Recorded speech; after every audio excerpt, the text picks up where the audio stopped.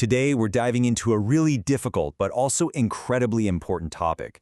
We're going to be looking at the horrifying gender-based violence that happened during the 1947 partition of India, a moment that literally tore the subcontinent apart. And look, this is about more than just history. It's about understanding how and why women's bodies so often become the battleground in a conflict. So, let's start with a number. Just let this sink in for a second. 75,000.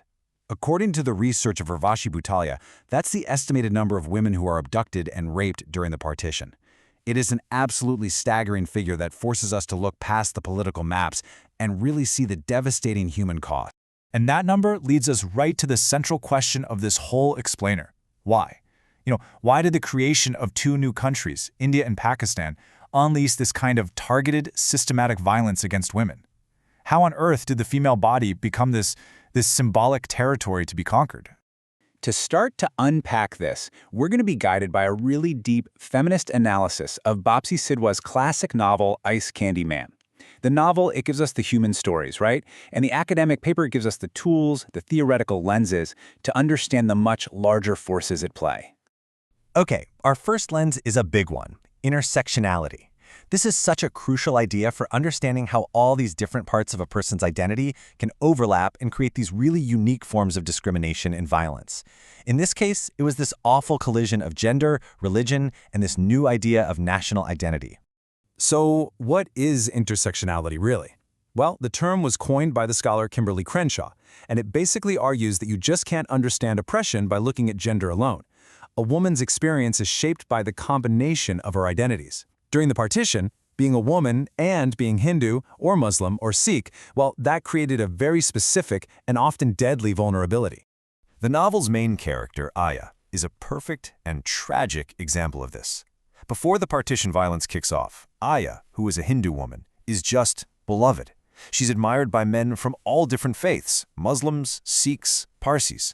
The paper even calls her the epicenter of communal harmony. But then, everything changes. Once the violence erupts, her identity as a Hindu woman transforms her. She's no longer just Aya, she is the Hindu woman. And her body becomes what the source calls communal property, a target for a Muslim mob that wants to dishonor the entire Hindu community. And this leads us right into our second lens, which shows how this violence wasn't just random, it wasn't just a byproduct of chaos, no. The analysis argues it was a deliberate weapon, one rooted in patriarchy and the politics of shaming and dishonoring the other side. So this analysis frames sexual violence not as some act of passion, but as a political weapon. Feminist theorist Catherine Memon argues that rape is a clear expression of male domination, and during the partition, violating a woman's body was seen as a way to violate the honor, the territory of her entire community. It was a calculated political message sent through the bodies of women. And the source paper is brutally clear about what this strategy looked like. The violence was public, it was performative. Women were paraded naked, assaulted in public spaces, abducted on a mass scale. This wasn't chaos. It was a horrifyingly organized system designed to terrorize, to humiliate, and to conquer the other community by destroying its symbols of honor. And just when you're trying to process all of this on a theoretical level, the novel just hits you with these devastatingly human moments. This quote, it's a plea from a mullah's daughter as she's being attacked by a Sikh mob, and it just cuts right through all the theory. It's a reminder of the individual terror, the suffering behind this political calculus. It's the voice of one person caught in the absolute gears of history. So that brings us to our third and final lens, and honestly, this one might be the most haunting. After the violence, what happens to these women's stories? Who gets to speak and who is silenced? This is the concept of female subalternity. This brings us to the famous question posed by the theorist Gayatri Spivak. The subaltern, that refers to people in a society who have no social or political agency, the ones who are completely marginalized. And Spivak asks, can the subaltern speak? It's a question that really challenges us to think about whether those at the very bottom of the power structure can ever truly tell their own stories, especially when the world's language and histories are defined by the powerful. The paper argues these women were doubly silenced. Think about that. First, they were silenced by the patriarchal societies that shamed them for being dishonored, basically blaming the victim. And then they were silenced again by the grand national histories of India and Pakistan, which focused on the politics and the battles and pretty much erased the specific gendered trauma of women.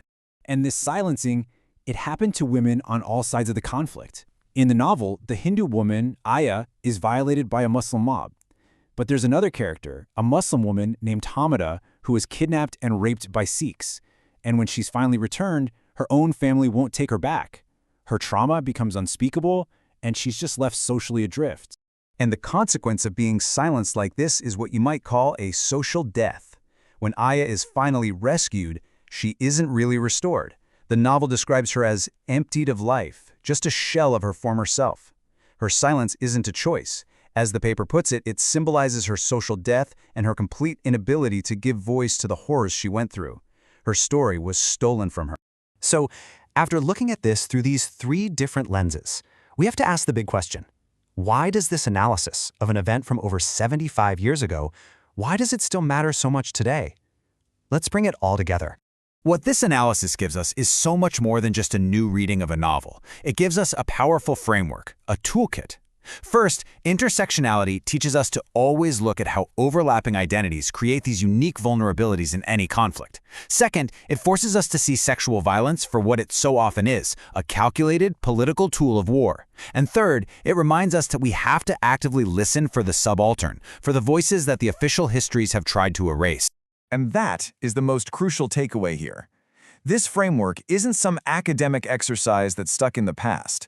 It is an absolutely vital tool for understanding and analyzing gender-based violence in conflict zones all around the world, right now. The exact same dynamics of identity, power, and silencing are tragically being replayed over and over again.